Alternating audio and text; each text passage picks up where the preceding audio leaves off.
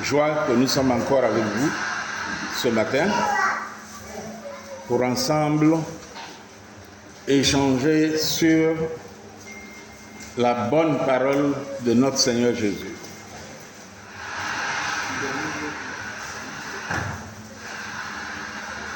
Aujourd'hui, nous allons parler de les enfants chez Dieu.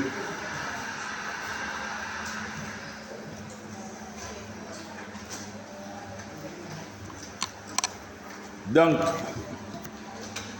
vous savez que c'est une responsabilité que Dieu nous a confiée quand il nous donne des enfants. Mais quelle est leur place? Comment Dieu les voit? Comment est-ce que nous devons prendre soin d'eux? Comment est-ce que nous devons faire pour que eux aussi puissent faire comme nous, adorer le Seigneur, aimer le Seigneur, et puis un jour, qu'on puisse se retrouver tous dans le royaume de Dieu. Souvent, on constate qu'il y a des parents qui sont convertis depuis de longue date. Des fois même, ils sont serviteurs de Dieu et leurs enfants sont perdus.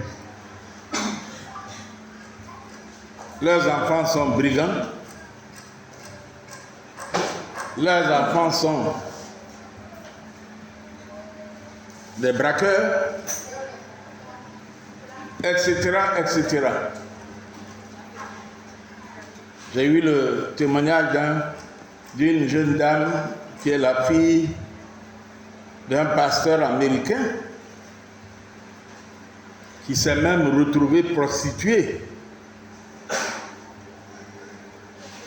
Dites-moi qui parmi vous, et n'hésitez pas, dites-le, qui parmi vous voudrait que sa fille demain soit une prostituée? Levez simplement la main.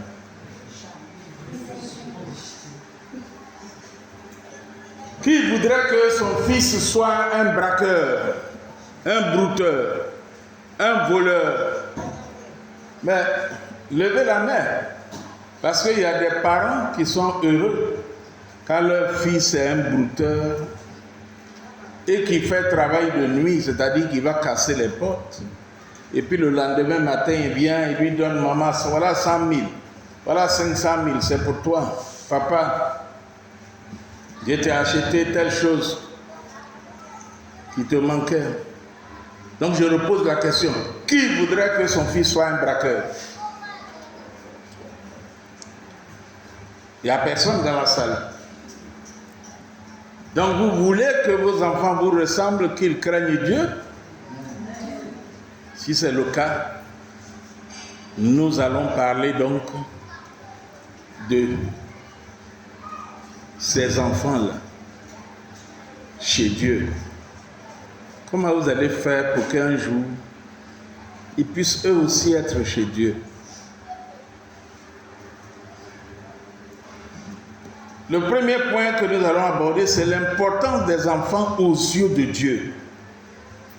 Ésaïe 49, verset 15 au verset 16. Celui qui trouve, il nous le lit. Ésaïe 49, 15 à 16.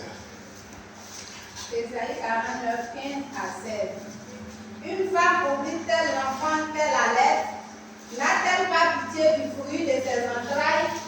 Quand elle l'oublierait, moi je ne l'oublierai jamais. Voici, je t'ai gravé sur mes mains. Tes nuits sont toujours devant mes yeux. Amen. Amen. Est-ce qu'une femme qui accouche abandonnerait son enfant.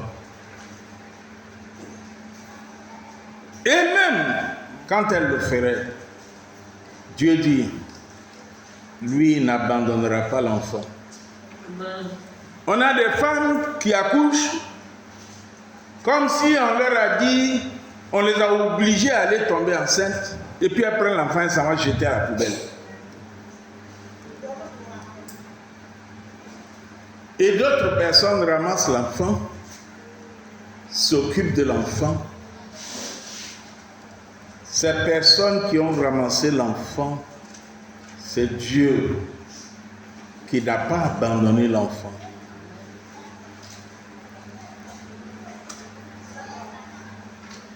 Ce passage nous amène à comprendre que l'enfant est important aux yeux de Dieu.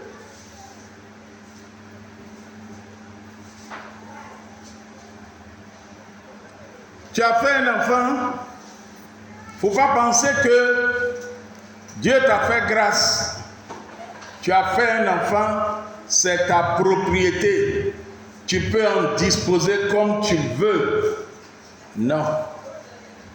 Dieu a aussi le regard sur l'enfant. Quand les disciples chassaient les enfants, quand Jésus était là, Jésus leur a dit dans Matthieu 19, verset 14, « Laissez venir à moi. Laissez venir les enfants.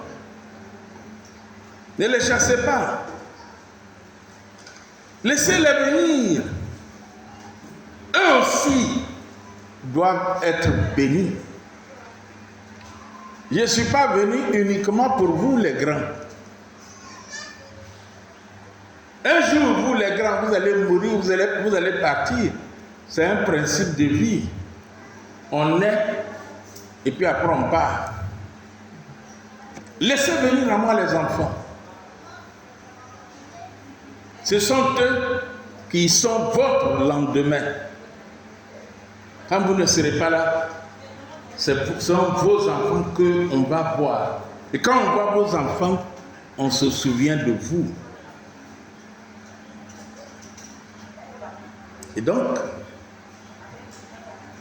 ces deux passages nous montrent que les enfants sont tellement importants aux yeux de Dieu que nous avons obligation d'en prendre soin. C'est d'ailleurs la raison pour laquelle vous avez des parents qui sacrifient leur vie pour leur enfant. Il y a eu un tremblement de terre en Turquie. Et après un certain nombre de jours, il y a une femme et son bébé que les gens ont pu retrouver. Je crois que la femme, elle est morte. Mais on a montré, le bébé est resté vivant. On a montré l'enfant, si je ne m'abuse. Le bébé est resté vivant. Mais la maman le protégeait. Donc il était dans le sein de sa maman. La maman le couvrait pour que les débris ne tombent pas sur lui. Une femme comme ça, c'est ce qu'on recherche. Amen. Un père comme ça, c'est ce qu'on recherche. Les enfants sont importants aux yeux de Dieu. C'est Dieu qui vous l'a confié. Et vous devez rendre compte à Dieu sur comment on s'est occupé des enfants qui nous ont été confiés.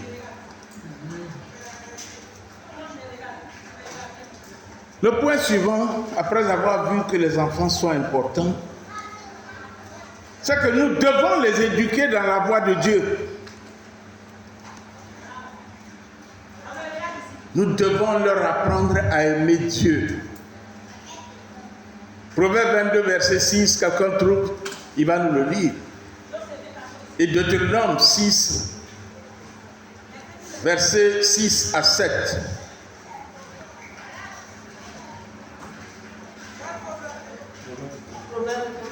22, verset 6.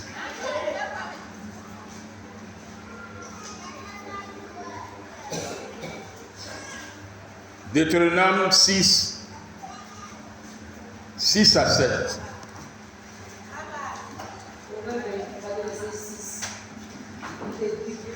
Instruis l'enfant selon la voie qu'il doit suivre.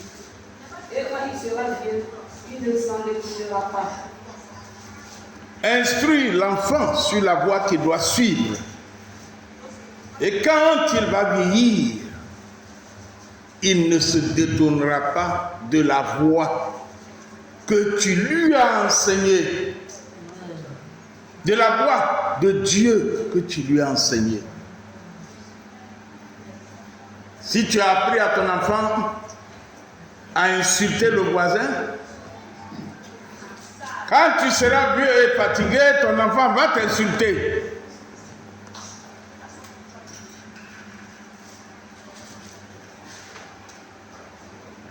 Si tu apprends à l'enfant à prier, à aimer Dieu, si tu réunis tes enfants pour confier vos préoccupations à Dieu, c'est ce que notre mère a fait. Quand ils vont grandir, eux aussi, ils vont mettre leur confiance en Dieu. Deutéronome 6, 6 à 7. Deutéronome 6, verset 6 à 7. Et ces commandements que je te donne aujourd'hui seront dans ton cœur. Tu les inculqueras à tes enfants et tu en parleras quand tu seras dans la maison, quand tu iras en voyage, quand tu te coucheras et quand tu te lèveras. Vous voyez, le passage dit,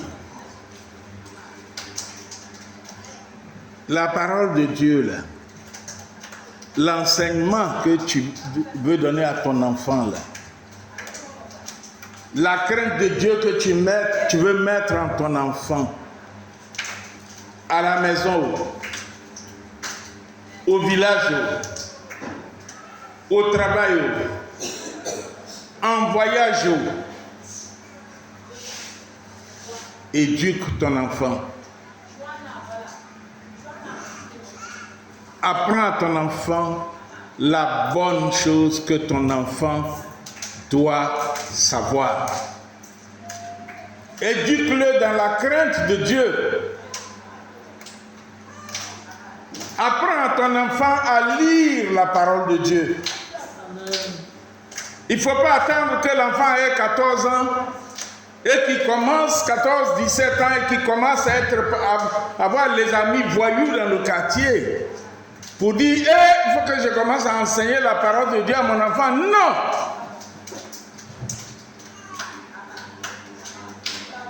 Dès qu'il est né, faites vos prières familiales. L'enfant à un certain âge, il verra que, à 2 ans, il verra que quand vous vous asseyez autour de la table, tout le monde ferme les yeux. Lui aussi va commencer à fermer les yeux. Il verra que quand papa dit Alléluia, maman et les grands frères disent Amen. Lui aussi, vous allez être surpris, il va commencer à dire Amen. Quand papa dit Alléluia. Et l'enfant va remarquer que chaque fois, il y a un livre que vous lisez. Quand il va commencer à aller à l'école, il va chercher à lire ce que vous avez l'habitude de lire.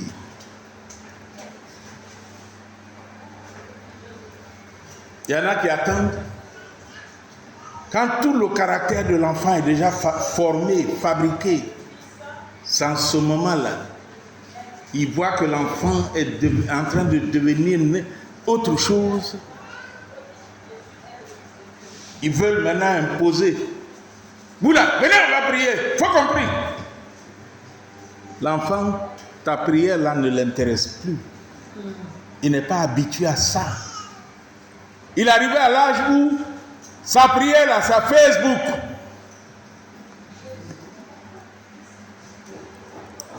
C'est un téléphone portable qui est son Dieu.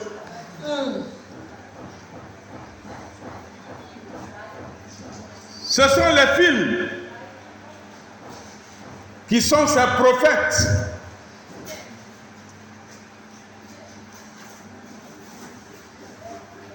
Et ce sont ces films qui lui enseignent ce qu'il fait et ce qu'il doit faire. C'est comme ça qu'un jeune Américain qui a l'habitude de voir les films américains sont des films d'action.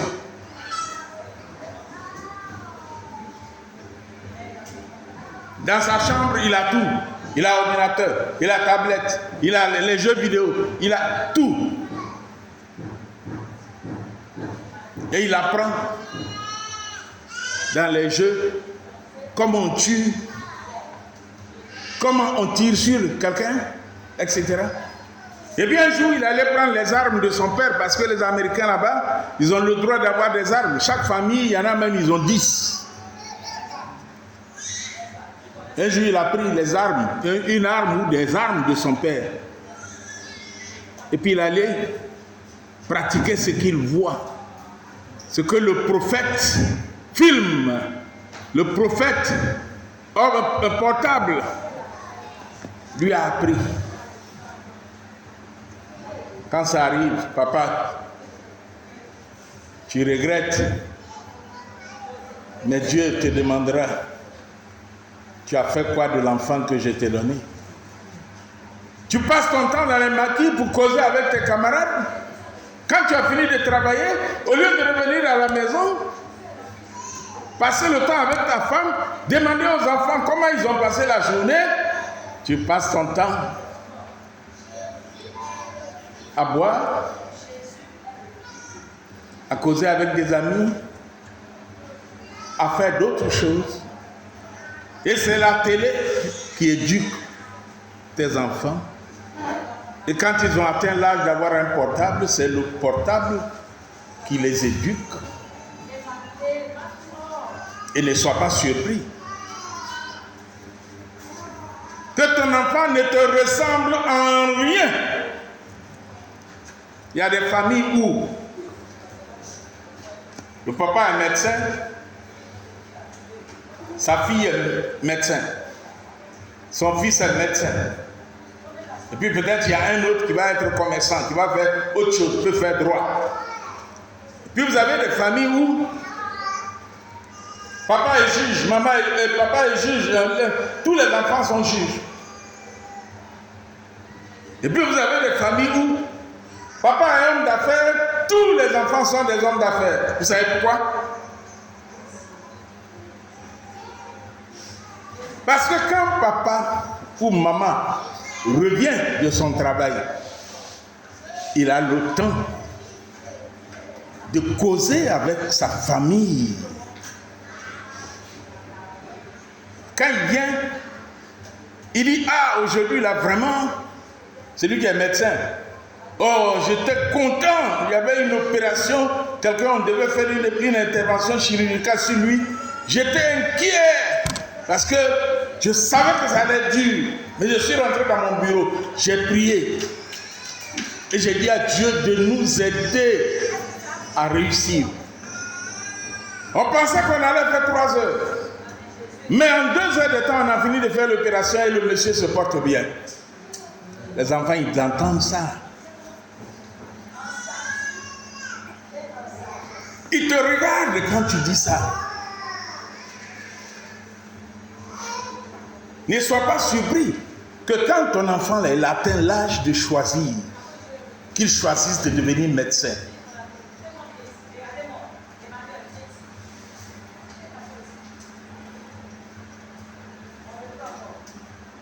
Mais il ne choisit pas seulement de devenir médecin. Il choisit de devenir médecin. Un médecin qui fait confiance à l'Éternel. Qui sait que pour les cas difficiles, et même pour les cas qui ne sont pas difficiles, il faut commencer par dire à Dieu, Dieu, Père, guide-moi.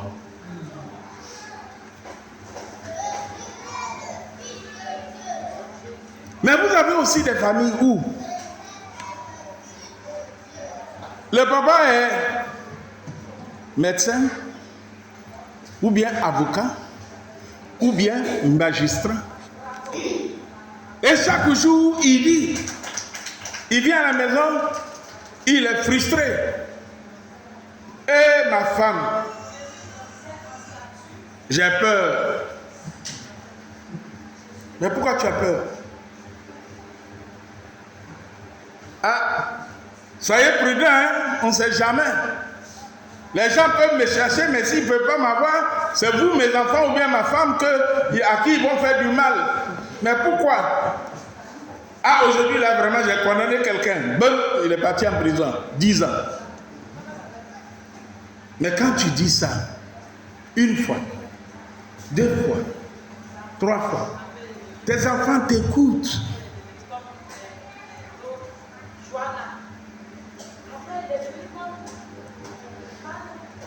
Et tes enfants là, ils ne voudront jamais faire le même métier que toi. Jamais.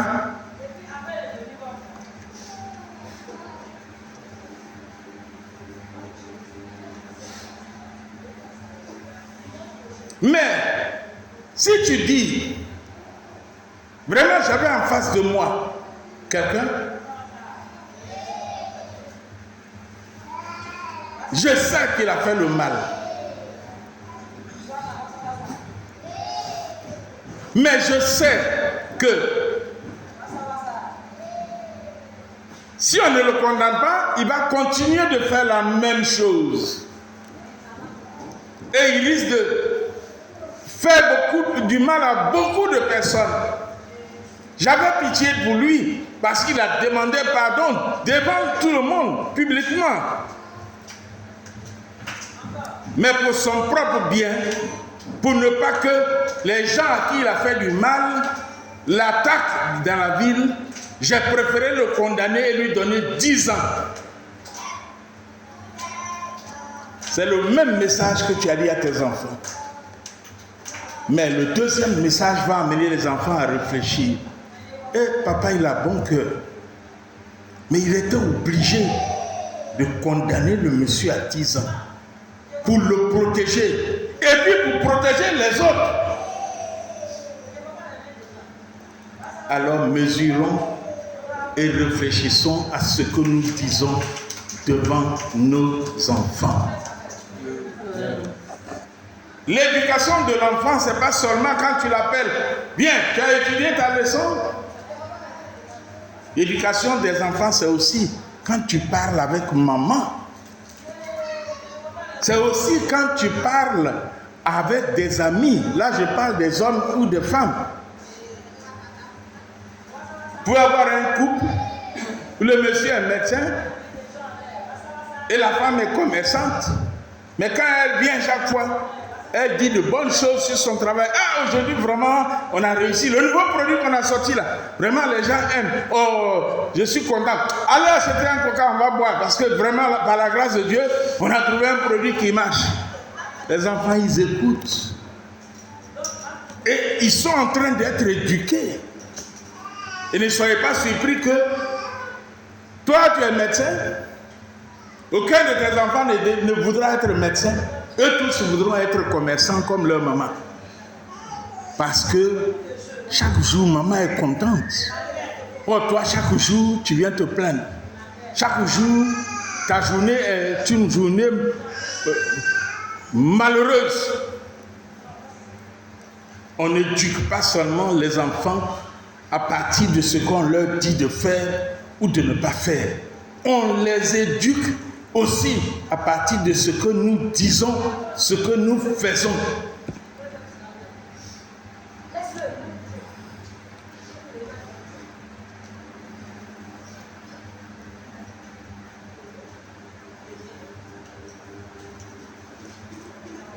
Dans le monde d'aujourd'hui, on dit il ne faut pas corriger l'enfant. Il ne faut pas chicoter l'enfant. Mais la Bible dit de corriger l'enfant. Corriger l'enfant, c'est pas forcément prendre une chicotte.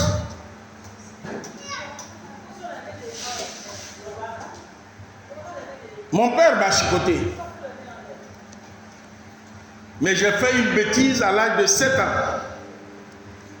Ce jour-là, il ne m'a pas chicoté.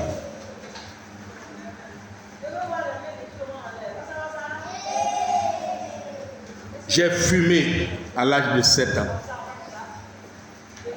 Et je me cachais avec mes amis. On allait dans la cour de l'église catholique qui était à côté de chez nous. Et c'est là-bas qu'on fumait. Puis il y a un monsieur qui nous a vus.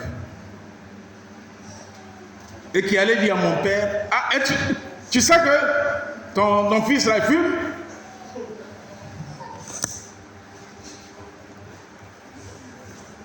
Et mon père m'a appelé. Et quand il m'a appelé, il a déposé une boîte d'allumettes et un paquet de cigarettes sur la table. Il dit, il faut fumer.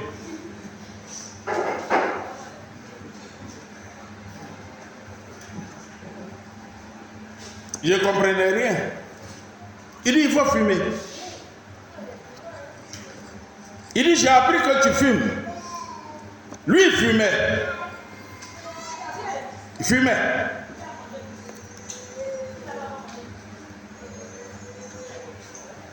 J'ai regardé le paquet de cigarettes. Il n'a rien dit d'autre. J'ai regardé la boîte d'allumettes. Et je suis resté là. Je n'ai rien fait. Mais depuis ce jour, jusqu'à aujourd'hui, je n'ai plus jamais fumé. Plus jamais.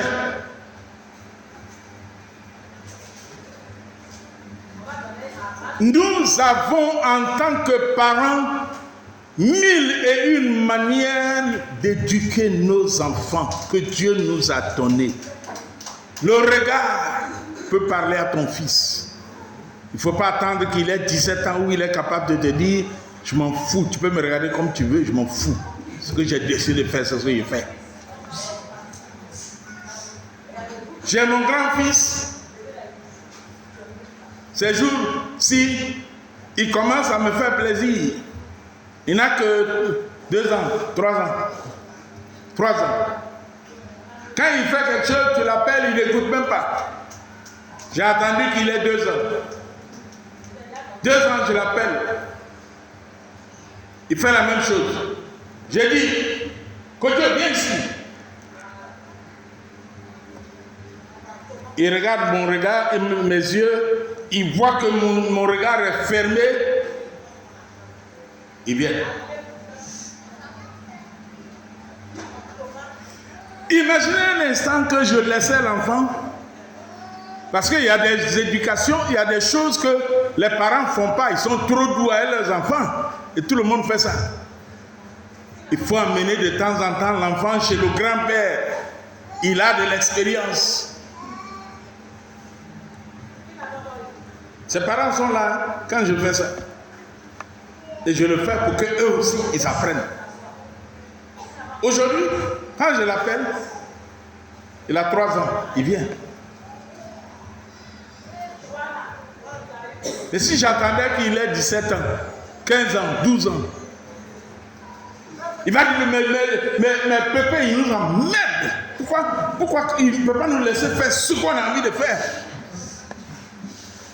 N'attendez pas que vos enfants aient 12 ans. 12 ans, ils sont au collège. Ce n'est plus vous seul qui l'éduquez. L'école contribue à l'éduquer. L'environnement de l'école contribue à l'éduquer. Il a des amis qui participent à son éducation. Il y a un de ses amis qui va lui dire, quand mon père fait ça là, je le lorgne. Mais quand ils sont tout petits, que tu leur apprends ça, ils savent que c'est ça le style de vie.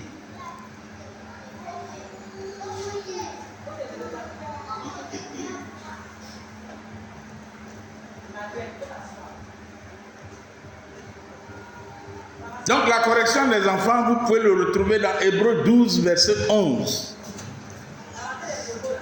Et dans l'éducation des enfants, la parole de Dieu dit, n'irritez pas vos enfants. Éphésiens 6, verset 4. Parents, pères, n'irritez pas vos enfants. C'est-à-dire quoi? Je suis papa.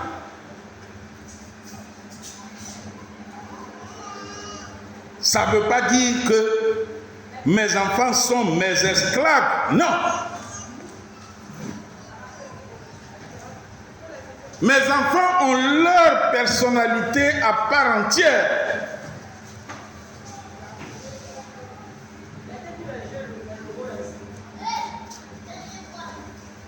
Mes enfants ont leur personnalité. Et chacun de mes enfants est différent.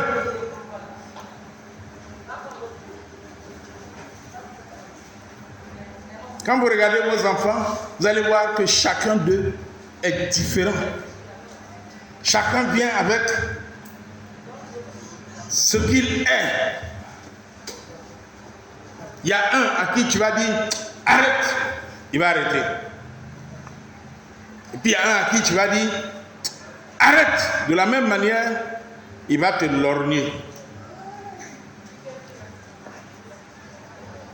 C'est à toi de demander l'intelligence à Dieu pour savoir éduquer tes enfants. Pour qu'il te révèle la mentalité de ton enfant. Il est encore enfant, hein? À 2 ans, je connaissais le caractère futur de l'une de mes filles. Et aujourd'hui même, elle est femme, mariée. Mais ce que j'avais vu là, c'est ce qu'elle est. 2 ans.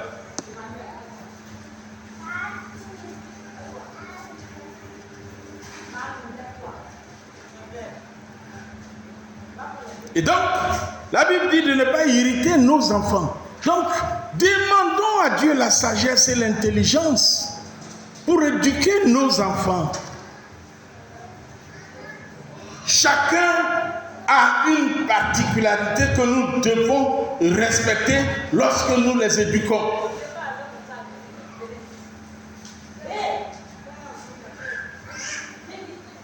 Quand je regarde mes enfants, je suis fier. Et quand mes enfants me regardent, ils sont fiers. Je ne me blague pas, ils le disent. Et la Bible, dans Proverbe 17, 6, dit: les enfants sont la fierté des parents et les parents sont la fierté des enfants. Battons-nous, c'est notre défi, chers parents. Battons-nous pour être la fierté de nos enfants. Il doit y avoir une complicité entre nous et nos enfants. Battons-nous pour éduquer nos enfants de telle sorte que nous soyons fiers d'eux. Battons-nous pour éduquer nos enfants de telle sorte que eux aussi, ils soient fiers de nous. Que ton enfant dise: non, mon papa, c'est un garçon, et puis il tape sa poitrine. Ma maman, il n'y a pas deux comme elle, et puis il tape sa poitrine. Que Dieu nous aide à rapprocher nos enfants de Dieu et à faire en sorte que nos enfants soient fiers de nous avoir eus et que nous soyons fiers de dire à Dieu: voici sur un plateau d'or les enfants que tu m'as donnés. Voici ce que j'en ai fait. Ils sont tes enfants. Que Dieu nous bénisse. Nous allons nous lever, nous allons prier.